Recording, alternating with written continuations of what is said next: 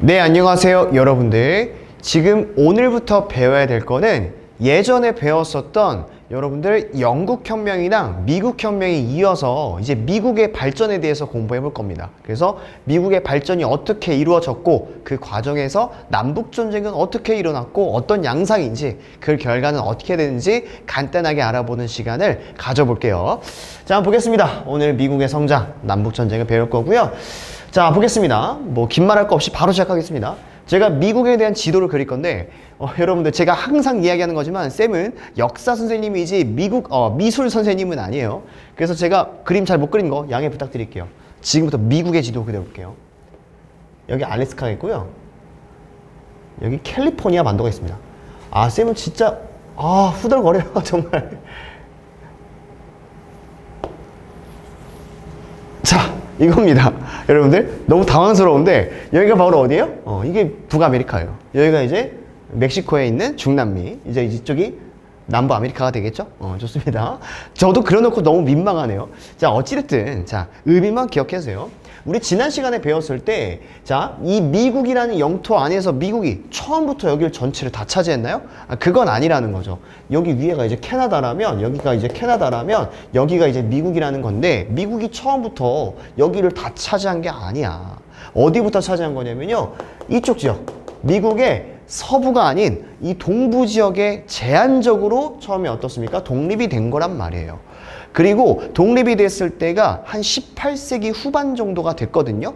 자, 근데 이 18세기 후반 이후부터 즉 19세기경에 접어들게 되면은 여러 소문들이 들게 돼요. 어떤 소문이 들리게 되냐면 어떤 미국인이 막 선동을 하는 거야. 이야기를 하는 거야. 내가 서부 쪽에 갔는데 말이야. 이 서부 쪽에 금과 은이 엄청나게 많다더라. 너 만약에 돈이 없으면 서부로 가봐. 지천에 널린 게 금이야. 라는 이러한 이런 정보들이 이제 완전히 확산이 되게 돼요. 그래서 이 동부에 있는 이 미국인들이 이 소식을 듣고 너나 나나 할 거 없이 어떻게 합니까? 어디로 가고 있어요? 동부에서 서부로 가고 있어요. 이런 모습들이 바로 이 19세기 이후의 미국의 상황이었습니다. 그래서 우리는 이러한 현상을 가리켜서 금을 찾아서 떠나가는 현상, 즉 골드러시라고 합니다. 느낌 잡으셨나요? 뭐 이런 현상들이 지속되고 있었다는 거 남북전쟁의 배경으로 잘 나오니까 기억해 두세요. 자, 그럼 바로 한번 필기해 가볼게요. 자, 미국의 성장과 남북전쟁 하기 전에 독립 이후의 상황 보겠습니다. 독립 이후의 상황은 주로 몇 세기라는 거예요? 아까 제가 얘기했지만 19세기경부터예요. 19세기경부터는 이 금에 대한 수요가 엄청나게 증가해요. 서부에는 금이 많다더라, 금강이 많다더라. 뭐 이런 소문이 들리게 되면서 수많은 미국인들이 이제 동부에서 이제 어디로 가겠어요? 서부로 가는 거예요. 그래서 영화에서 보는 것처럼 우리 동부개척이라고 해요? 아니면 서부개척 시대라고 해요? 그렇지. 이 시대가 바로 무슨 시대? 서부개척 시대가 되는 거예요. 여기까지 이해하셨습니까? 자, 그리고 이런 서부개척 시대를 향해서 돌진하던 거, 우리 이걸 무슨 러시? 금을 향해서 돌진한다. 뭐 골드러시라고도 합니다. 이렇게 여러분들이 기억해 두시면 19세기 이후에 미국이 어떻게 영토를 확장했는지 여러분들이 이해하시기 편할 겁니다. 좋습니다. 그러면 이제 본격적으로 남북전쟁에 대해서 알아보겠습니다. 이 허접한 미국 지도는 빨리 지워드릴게요. 여러분들. 자, 보겠습니다.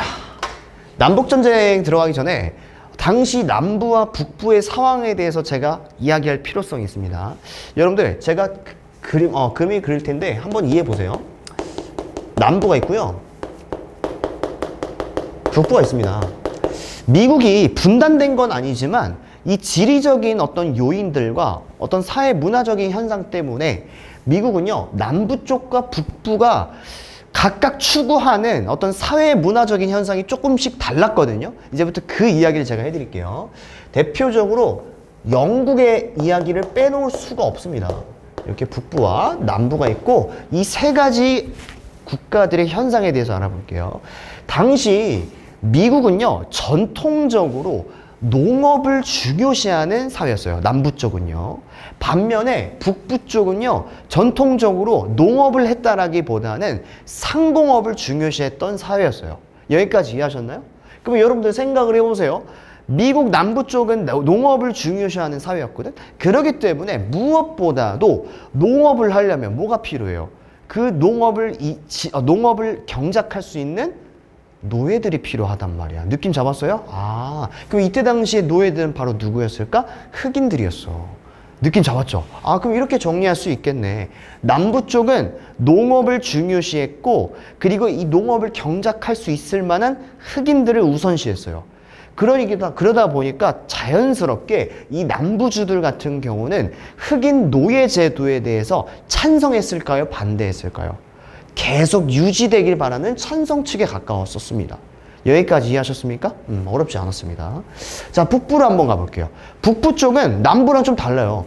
북부 쪽은 지금으로 치면 뭐 시카고나 뭐 뉴욕, 보스턴 다 이쪽이 다 북부 쪽의 대표적인 도시들인데, 북부 쪽은 남부랑은 다르게 농업이 아니라 주로 무슨 공업? 네, 상공업에 종사했습니다. 그러면 이 상공업에 종사하려면은 그만큼의 많은 양의 노동력이 필요했습니다. 근데 문제는 이렇게 상공업이 발전하려면 노동력을 다 구해와야 되는데 이 남부 쪽의 흑인들이 다 여기에 묶여 있는 거야. 그러다 보니까 이 북부 쪽은 필요한 노동력을 얻기 위해서는 이 노예제를 찬성했을까요? 반대했을까요? 그렇죠. 노예제를 반대해야만 이 흑인 노예들이 자유민들이 될 거잖아. 그러면 이렇게 예속돼 있던 노예들이 어디로 흘러 들어가겠어? 북부로 흘러 들어가겠죠. 그러니까 북부는 노예제를 찬성했다 반대했다? 그렇죠. 노예제를 반대할 수밖에 없는 거예요. 느낌 잡았나요? 어렵지 않죠. 잘 보세요. 하나 더 있어요. 이건 좀 어려운데 뭐 그렇게 어렵지도 않아요. 잘 보세요. 영국 있어요. 영국이. 자, 영국 있고 북부가 있고 남부가 있는데 한번 생각을 해보자. 북부는 아까 제가 얘기했다시피 상공업을 되게 중요시했고, 남부 같은 경우는 농업을 중요시했어요. 근데 이거 어쩌나? 영국 역시 상공업을 굉장히 중요시했거든요. 자, 이게 갖고 있는 의미가 커요.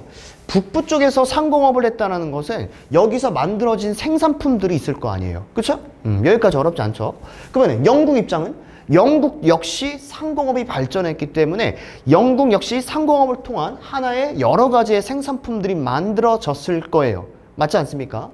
그러면은 이제 생각을 해보자는 거야. 자, 남부는 농업을 하기 때문에 생산품을 딱히 만들지 않아. 그러면 이 남부 사람들은 이 생산품들을 소비를 해야 될 거 아니야. 생산을 사야 될 거 아니야, 생산품을. 그치? 자, 그러면은 남부 입장에서는 북부 쪽의 상품을 사도 되고 영국 쪽의 상품을 사도 돼요. 근데 인정할 건 인정해야 돼요. 자, 당시 영국은 전 세계 최초로 산업혁명이 일어났기 때문에 인정할 거 인정해야 돼. 영국산 물품이 북부산 물품보다 훨씬 퀄리티, 상품의 질이 높았어요. 더 좋았다는 이야기야. 그러면 남부 입장에서는 이 영국의 상공업 품들, 이런 품목들을 사고 싶은 생각이 더 많이 들겠지. 여기서 다 끝난 거예요. 그럼 생각을 해보세요. 북부 쪽은요, 어떤 무역을 지향했을까? 한번 골라보세요. 여러분들, 자유무역을 지향했을까? 아니면 보호무역을 지향했을까? 한번 생각을 해보세요. 벌써 정답이 나온 친구도 있겠는데? 잘 봐. 뭘까요? 북부 입장에서는 자유무역을 좋아했어요.